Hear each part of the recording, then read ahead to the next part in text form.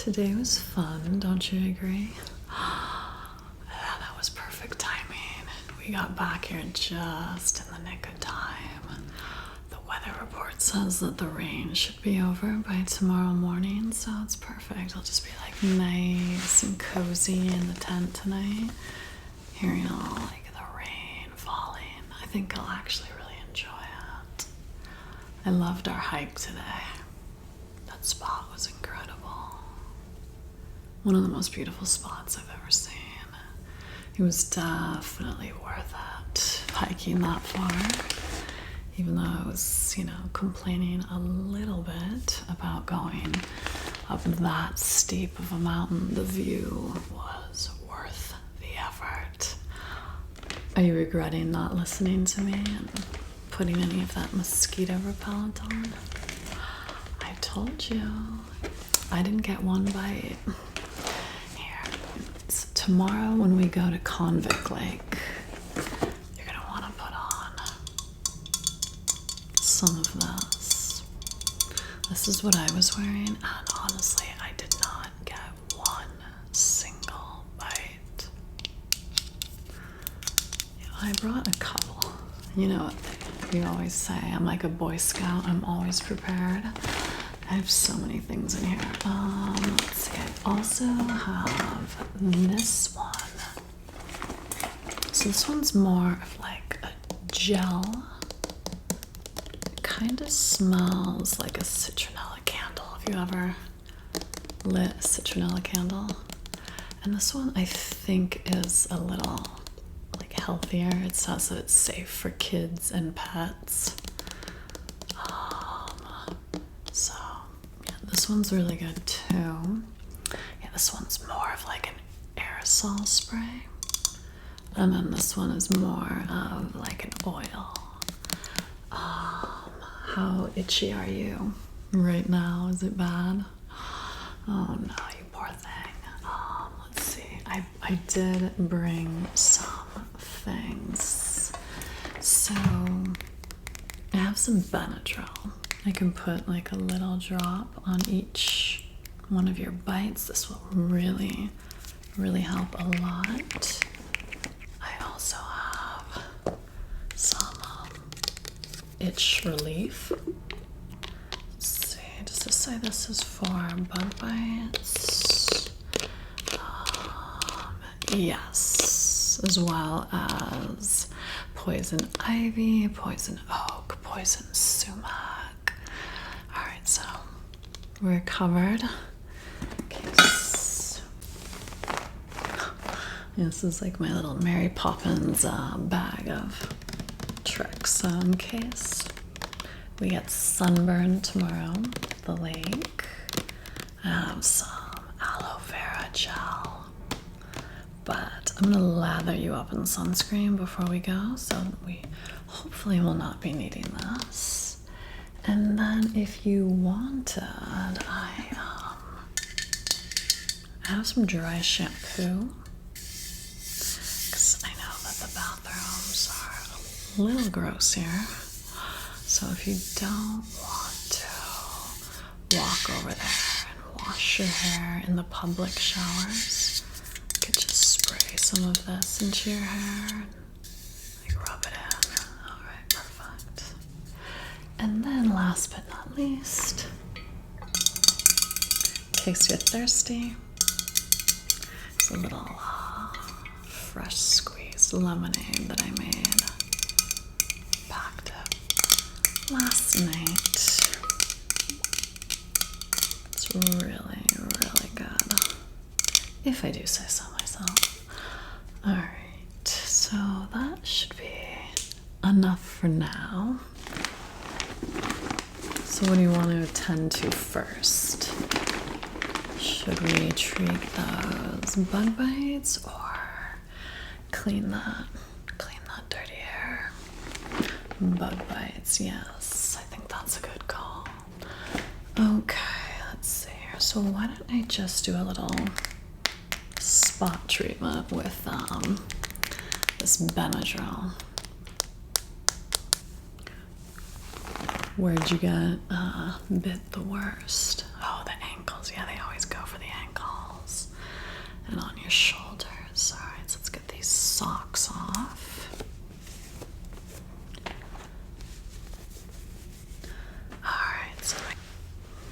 All right, so just put that foot right over here. It's got a little bit of, so you don't need very much of this. A little goes a very long way. Guys, I'm just gonna put a little dab on my finger. And I'm just gonna rub that in. It's gonna feel better like almost instantly. Yeah, it acts really quickly. Oh yeah, this is just some ice water. Do you want some?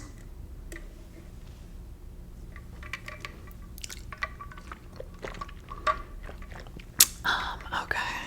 Here, turn your foot a little bit. Just put a little right there. Does it feel better already? Yeah, no, stuff acts very, very quickly. Such a lifesaver. So why don't you lift your shirt up and then turn around. I'll get some of this on your shoulders. All right. Oh yeah, no, you got a couple back there. They got you pretty good. There we go.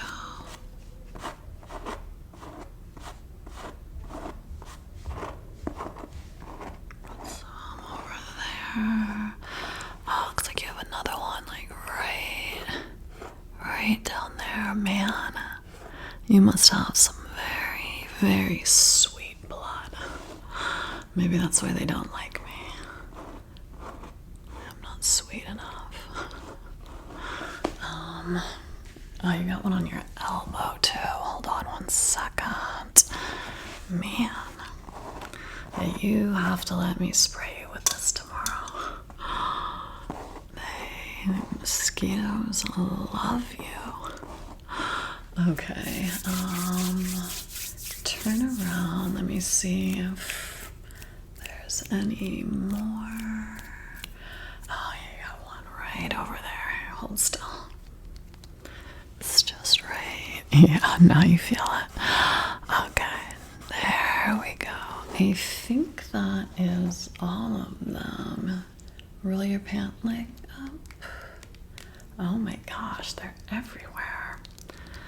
There we go. Okay. You know what? I might just spray you. With a little tonight, even though we're in the tent. Because, like, what if one of them gets in? They're addicted to you. I think, better safe than sorry. You don't think I should spray it in the tent? All right, I'll put the oil on. I know you hate the smell. This one does not smell that bad. It's completely different. Let's see, what does it say is in it? All right, so it's only rosemary oil, geranium oil, this is so tiny, cedarwood, peppermint, lemongrass, and citronella. I knew I smelled citronella. Okay, so yeah, it's mostly just rosemary oil. It's like the main ingredient. Okay, so this is very natural. So let me just put a little of this on you. Just, here, smell it. It's not bad. It's not like the spray. I know you absolutely hate the spray. See, it smells. It's actually kind of a nice scent. You might actually start wearing this as cologne.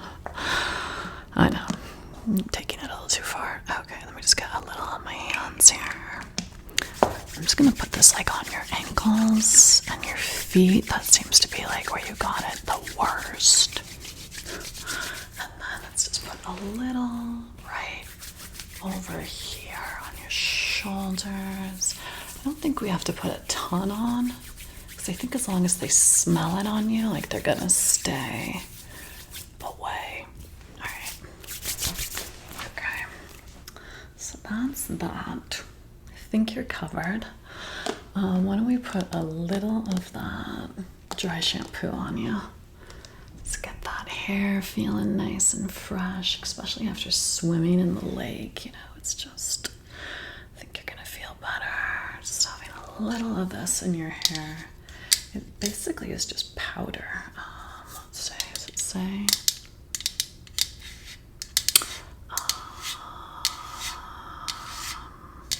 I can't really see what. No, it's not annoying. You're just very health conscious. I appreciate that about you. It's really, again, it's like super tiny. It's hard to see, but it looks like the main ingredient is like rice starch. So nothing deadly. All right, so just bend your head forward a little bit. All right, let me just bend forward. I'm just gonna like massage that in a little bit. I think it says just to spray into roots, allow to dry. Okay. And then gently rub and brush through the hair. Okay, so let's give that a second to dry. Yeah, it smells nice. It's just like a nice, fresh, powdery scent. It's probably dry now. I'm just gonna come around behind you. Just like massage that into your hair. Give you a little scalp massage. Alright, so let's just scratch that in there. How's that? Okay, good. Alright, just give you a little bit of a scalp massage while I'm over here. I'm very, very excited for going to that lake tomorrow. It looks so pretty in the pictures online. Hopefully because of this rain, like a lot of people ended up leaving, and we might just have the place completely to ourselves tomorrow. I know that would be amazing. It would be fun to do that. Yeah, we should get some kayaks and just go out into the middle of the lake and just sit out there. So relaxing. Honestly, just being up here in general is just such a battery recharger. Alright, I think that is rubbed in thoroughly. Why don't you get nice and comfy and cozy in your sleeping bag now? I'm gonna put this sweatshirt on. It's getting a little bit chilly inside the tent. Why don't we tell scary stories? I was thinking it'd be fun if we just like told each other scary stories. I don't know, it's just like a little something to pass the time. It's kind of cool, you know, that we can, watch TV or go on our phones. It just forces us to come up with our own entertainment. I like it. Alright, do you want me to go first? Alright, I'll tell a scary story. Let me think if I can think of one that's real. Well, you know how I'm always listening to like those crime podcasts and whatnot when I'm working out. So I'll try to think of some that were like scary stories that happened in the woods or like camping kind of scenarios. So, about 10 years ago or so, and I can't remember the specifics of this, but there was this guy, and he was a single dad. And I believe like he owned a hotel, and he had a lot to do that day. This group of friends of his said, "Hey, we're gonna go for a hike. Do you want us to take your kids with us?" And he was a little apprehensive about it because, one of them was only 3 years old. The other one, I think, was like 8, somewhere in that ballpark. So, he sort of reluctantly agrees, but, he's, really being adamant, like you have to watch them. Like the 3-year-old is very rambunctious and whatnot, and they promised they would keep a close eye on them. So also they had told him they weren't going very far, but they actually were going kind of far on this hike. So they go on this hike, and it's apparent pretty quickly that the 3-year-old has a tremendous amount of energy. And they break up into sort of like 2 groups. There's the slow group, and then there's the faster group. And the 3-year-old even surpasses this fast group. He's just charging ahead. No one can keep up with him. And it gets to the point where he gets so far ahead of them that they can no longer see him in their visual. So someone says, I'm gonna run up ahead so I can actually see him. So he had just turned a corner, and when this person runs to catch up with him and they go around the corner, he's completely gone. There's absolutely no trace of him anywhere. And it's super confusing since just 1 minute ago he was on that trail, and they don't understand where he could have gone. So they're calling his name, and they're searching for him, and for about an hour they're looking for this kid. They can't find him anywhere. And eventually they realize we're gonna have to call the police and organize a search party, because we can't find this kid, and we have to let his dad know. So they call the dad and let him know that they lost his son, and obviously he's absolutely devastated. So the dad comes driving out to the area. A search party is formed. They're searching every inch of this hill. And in the process of doing so, they come across these fishermen who are leaving the hike. And they say, oh yeah, we saw a 3-year-old when we were hiking. He had come up to us and he started asking us a bunch of questions. He was a very precocious kid. He's asking them a bunch of questions, and they said, oh, we could hear you guys right in the distance. We could tell you were just about to come around the corner. So we didn't wait to see you. We just left because we figured you were going to be there any second. And so they were the last people to ever see this kid. And I remember in the video that the fishermen were vetted, and they were investigated, and they found that they didn't have anything to do with that. Now I'm getting hot. I can't get the right temperature. So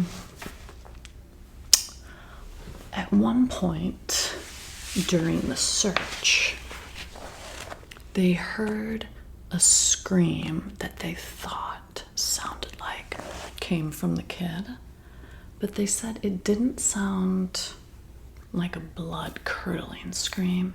It sounded like the type of scream that you would hear if, say, you were playing hide and go seek or something with your friends and someone snuck up behind you, sort of like an excited, playful scream. So they heard that, and then that was the end of it. So sadly, they never find this kid. 3 years go past. Never discovered. And then this is the part where it gets kind of mysterious and weird. So 3 years later, there's a group of hikers that are hiking this trail. And the area was very familiar with like this occurrence. People all knew like, oh, that's where that little boy went missing. And so this group of 3 hikers, it was 3 adult men, they said they were even discussing it as they like first embarked on this hike. They're like, oh, you know, it's so sad that that little boy was never found, and they're like discussing him. And they're hiking up to this very, very high ridge, like the highest ridge of the mountain. That's very like treacherous, and the search crews had never even gone up that far because they just assumed, you know, there's no way a 3-year-old would have been able to make it up to this part of the mountain. Not only was it, you know, incredibly steep and arduous, it also just they showed pictures in the video that I watched, and there was just all these like jagged rocks and boulders, like you have to do some actual climbing. So they just assumed, you know, there's no way a 3-year-old's gonna make it up there. But as they're walking, they see the shoe of a little kid. They see a small shoe.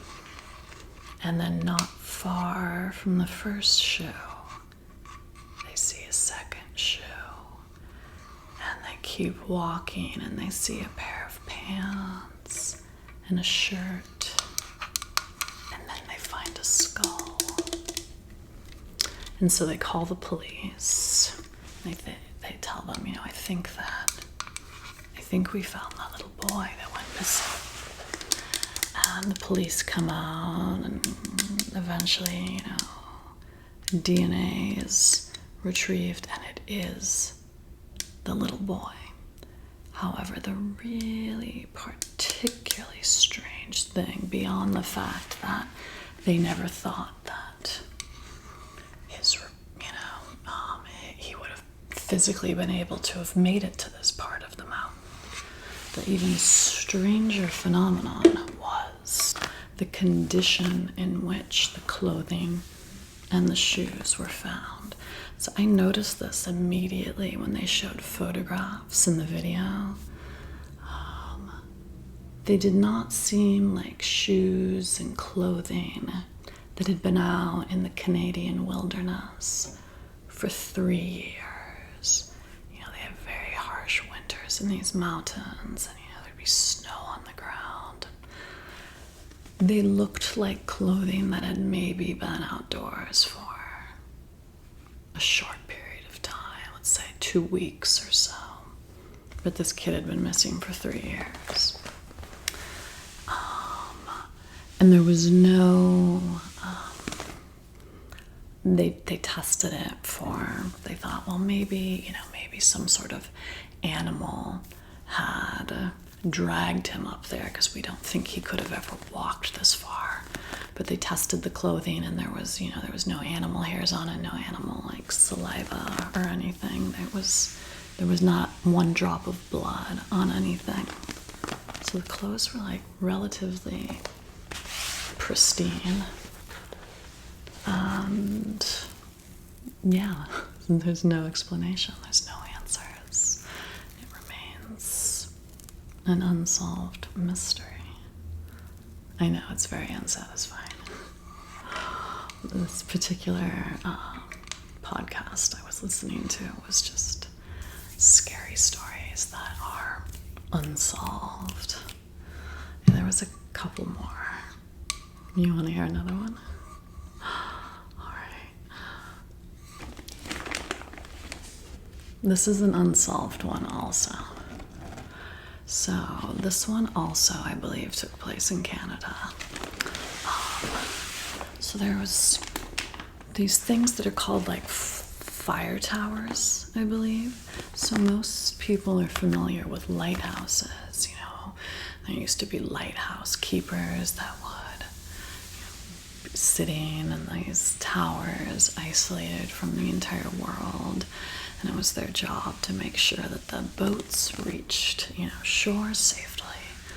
But, you know, most of them are automated today. However, there are a lot of places that still have fire towers.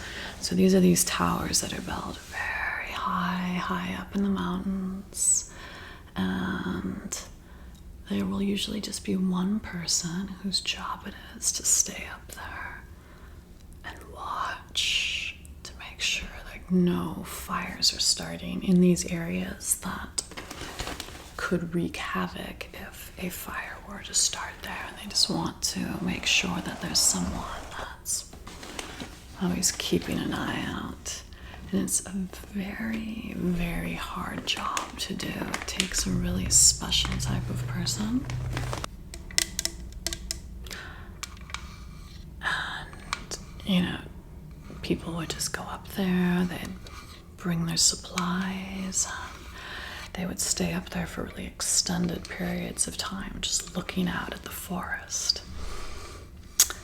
Yeah, they were saying, you know, for some people, it was really difficult at the beginning to adjust to this, you know, lifestyle. But then over time, it became this like very meditative, you know, tranquil experience where just, you know, like your brain started to change. But anyways, there was one woman.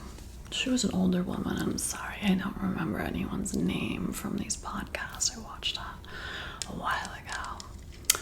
But she was, you know, an older woman, I would say like in her early 70s, but like in amazing physical shape. You know, she was always hiking, very tough woman, even though she was petite. I think they said she was, you know, like around 5'2", you know, like 90 pounds, like a small frame. So she's up there in this very extremely remote location in the fire tower, completely isolated. And she was a very, you know, respected person within this community. And so I guess it's the job of the people, you know, one of their responsibilities of the people that work in these towers is they periodically check in with some sort of, you know, like dispatch system, and they just call in to let them know, you know, the status of everything's fine, or, you know, what's going on, just keep them updated. And there's a specific time that they're supposed to make these calls. So that time came and went, and the woman that worked in the fire tower did not make her phone call, which was highly unusual for her. They said she was very responsible. She always called on time. So the person who was expecting her call thought, you know what, I'm gonna call the tower. I wanna check on her and see what's going on. You know, maybe she just forgot, maybe she lost track of time. So they call the tower, and someone answers the phone, but they don't say anything. All they hear is heavy breathing. And again, this woman was very small, very petite, and they said that the breathing sounded like it was coming from someone much larger, like a man. So obviously this was very alarming to the person that made this phone call. And they decide, you know, I'm gonna go get in my car and I'm gonna drive up there, which was very brave of them. They did not, or maybe foolish, they went up there entirely on their own. So the drive to get up there is kind of long. This tower is completely in the middle of nowhere. And it takes them a bit to get to the top of the mountain. And when they get to the top of the mountain, they see, oh, you know, her car is still there. And from the outside, everything looks fine. And when they open the door, they hear this strange sound. They can't figure out instantly, like, what is that noise? And they're calling out to the woman, and there's no answer. And as they search this tower, because I guess they had like little kitchens and like a bedroom area, they're sort of like little houses, they see that there's a pot of water boiling on the stove. So whoever had, you know, turned the fire on for the stove, like they had not left that long ago. And, this person's walking through this tower. He's trying to find the woman, and she's nowhere inside the tower. And the only thing missing is the comforter off of her bed. And then there was like one little tiny speck of blood that I believe they found near the bed area. So it's, hypothesized that whoever came in wrapped her up in that blanket and, left with her. But there's just a couple of, sort of mysterious things. So, one, there's only one way, like, in and out of this place. It's this long fire road that goes all the way around the mountain, all the way up to the top. So when this person was coming to check on her, they never passed another car the entire time they were driving down. They never saw anyone. But yet, that person had obviously recently fled because the water was still boiling on the stove. This spot was so remote. It's not the type of location that, someone would most likely end up on foot. It was miles and miles deep into the woods. So to have carried a woman out without a car seems unlikely. In the comments of the video, I saw people hypothesizing about different things, like, oh, maybe it was Bigfoot or something like that. They knew that it was not like a wild animal, because if there was a wild animal that broke into a house, there'd be certain disturbances that you would see within the house. There'd be things that would be destroyed. Like, nothing was misplaced inside this house. Like, everything was fine. The only thing that was missing was the comforter that was on the bed. Nothing was stolen, so it wasn't like a robbery. And somebody most likely would not go to a fire tower if they were going to be looking to rob a person. So again, just a very mysterious, unsolved mystery. I know, it's really weird. It's unsatisfying when you don't have any answers. Again, imagine like if that was, someone you loved and just not having any answers whatsoever. No, they never found a body. They never found anything. It's completely unsolved. Have I spooked you out enough now?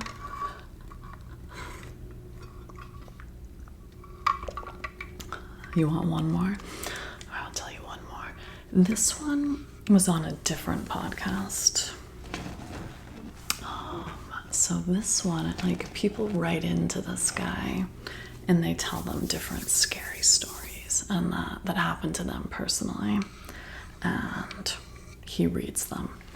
So this is a camping one also. So this one guy, I forget where he and his friends were like supposed to go camping, but there was like 4 of them, and they had been planning this camping trip for a while. And then as the date got closer, for one reason or another, they all end up pulling out of the trip. And this main guy that wrote in was really upset because, he had gone and spent a bunch of money on equipment, got tents and, all this gear. And, he realized, if I don't go now, like, I'm gonna have to wait an entire year to take this time off work and have, like, the season be right and for all the things to align. And he's like, I don't want to wait that long. I'm just gonna go by myself. So this place that they were gonna camp, it was a place where you park a certain distance away and then you carry all of your gear in. You have to like backpack into it. You don't just drive right up to the sites. So he gets there and he's setting all of his stuff up and cooks a dinner, and he said he's like going about his day and he's not really scared at first because he said he was just so busy just trying to get the camp set up and make the meal, and like everything took so long that he didn't have like a moment to really sit and ponder that he was alone in the wilderness completely by himself. However, then nighttime kicks in, and now he's inside the tent, and it's dark, and now he's just sitting there alone with his thoughts, and you hear all the noises of the night and all of that. And this guy was super prepared. According to his letter, he said he had even set up these things around the camp that were like bear sensors, something where like if a bear were to step on it, like a loud alarm type thing would go off to scare the bear away.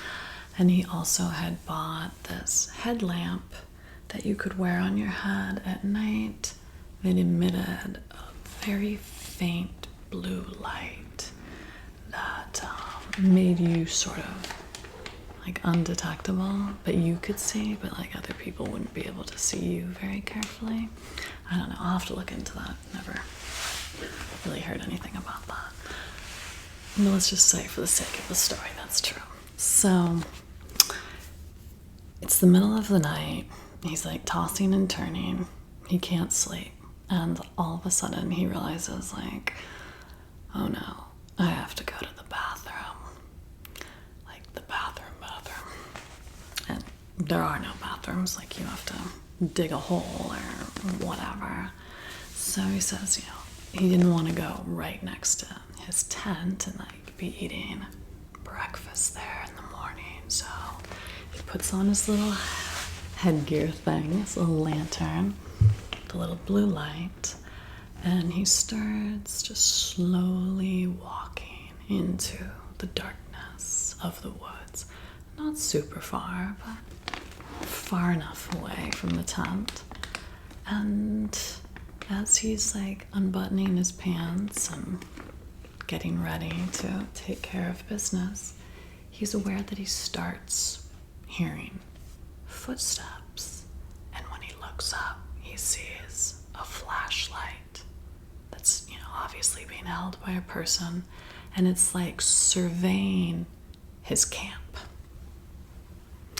And he said this person is obviously stepping carefully not to set off any of these bear traps. So it raised enough red flags for him that he did not call out or make his presence known to this person. And then before he knows it, a moment later, another flashlight appears, and now he can hear voices. And he said he can't hear them super well because they're talking very low, but he could make out a few things. And one of the things he heard them say was, "I know he was just here." So now he's terrified because he knows these aren't people that are just looking through this campground. These are people that are specifically looking for him. So they're, kind of rifling through the tent and whatnot. They don't take anything that he mentions in his letter, but he hears one of them say something like, "Well, I guess we'll just come back tomorrow night." So he decides he's just gonna wait behind this tree until daylight. He's not gonna go back to his tent because he's afraid that maybe it's a trap, and as soon as he goes back into the tent that they'll be coming back to get him. So I think that was a smart decision. I would have done the same thing. I don't even think I would have packed up my gear. I think I just would have hiked to my car in the morning. and just left all that stuff, but he waits till daylight and then he packs everything up like as quickly as he can. And he said he doesn't take the trail back to his car. He like goes through like the woods, like following the trajectory of the trail, but not actually on the trail, so he's not visible. And before he leaves, like near the parking lot, there's a ranger station, and he goes to the ranger station and says like, was there any reason like someone would have been trying to get in contact with me last night? And the ranger's like, no, I was the only person on duty last night, and I did not go around to any of the campsites. So, you know, he lets them know like what happened, and he files a report, but nothing ever came of it. And and it's just like one of those situations where it's, yeah, you just don't know like what would have happened if he had been inside the tent when those people showed up. Like, did they have really bad, evil intentions? But I imagine he will not be going camping by himself again. I think that would kind of ruin solo camping for a person. Alright, well, I hope I've like sufficiently creeped you out. Are you sleepy?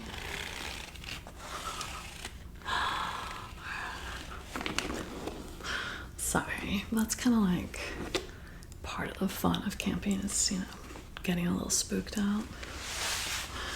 You have to tell scary stories. It's part of the experience. Oh no, don't worry, there's plenty more where that came from. These were actually the tame ones. You should wait till tomorrow night. We're gonna get even scarier. I wanted to start off small, build my way up to the really terrifying ones. Gotta keep you on your toes. Alright, why don't we try to get some sleep? We have a big day ahead of us tomorrow. Lots of paddling in the lake. I think it should be really fun. Well, at least I bet I took your mind off those bug bites for a bit, right? Yeah, you weren't thinking about those anymore. Better to be scared than to be itchy, right? Yeah. Alright.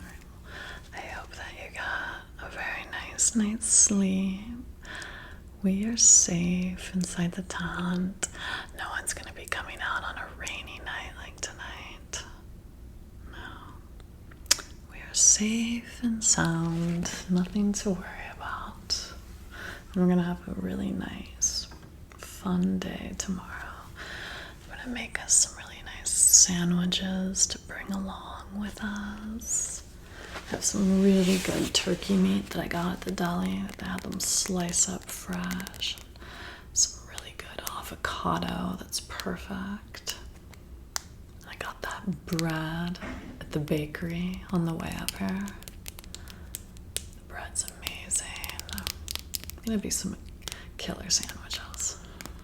I don't know, it'll be fun. The food always tastes so good when you're camping. I don't know why. I'm not sure what that's all about, but maybe because you just work up an appetite when you're hiking on the trails, but I just feel like everything tastes better. Or maybe it just tastes better because you're like outdoors in this incredible scenery. Whatever it is. It's good stuff.